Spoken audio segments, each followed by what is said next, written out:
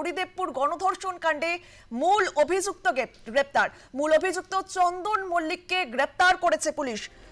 ঘটনার দিন থেকে পলাতক ছিল চন্দন। মঙ্গলবার বর্ধমান স্টেশন থেকে গ্রেপ্তার করে পুলিশ। শনিবার হরিদেবপুর থানায় এক তরুণী গণধর্ষণের অভিযোগ দায়ের করেছিল।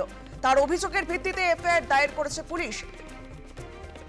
হরিদেবপুর গণধর্ষণ কাণ্ডে গ্রেপ্তার মূল অভিযুক্ত চন্দন মল্লিক। এ বিষয়ে আমরা আরো বিস্তারিত জানবো। আমাদের সঙ্গে টেলিফোনে রয়েছেন আমাদের প্রতিনিধি সায়ন্তিকা বন্দ্যোপাধ্যায়। সায়ন্তিকা, হরিদেবপুর গণধর্ষণ কাণ্ডে মূল অভিযুক্ত গ্রেপ্তার, এতদিন কোথায় গা ঢাকা দিয়েছিল? দেখো, একেবারেই তাই।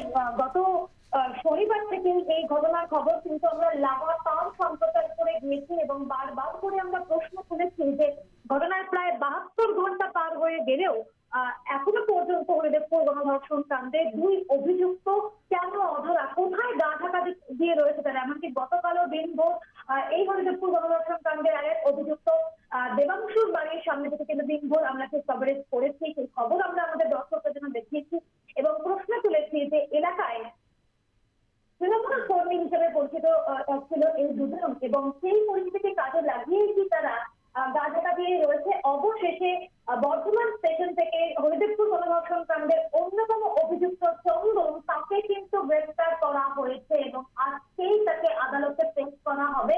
এখনো পর্যন্ত আমরা এমনটাই জানতে পারছি। বর্ধমান স্টেশন থেকে হরিদেবপুর গণধর্ষণ কাণ্ডের অন্যতম অভিযুক্ত চন্দন কিন্তু এই মুহূর্তে পুলিশের হাতে এবং আরেক অভিযুক্ত দেবাংশুর খোঁজ এখনো পর্যন্ত পাওয়া যাচ্ছে না। পুলিশ কিন্তু মনে করছে এই চন্দনকে জেরা করলে আরেকজন এই কাণ্ড যে ঘটিয়েছে তার হদিস কিন্তু পাওয়া যাবে এবং যেরকম জানতে পারা যাচ্ছে যে আজকে আদালতে তাকে পেশ করার পর পুলিশ কিন্তু তাকে হেফাজতে চাইবে, কারণ দীর্ঘ জিজ্ঞাসাবাদের প্রয়োজন রয়েছে।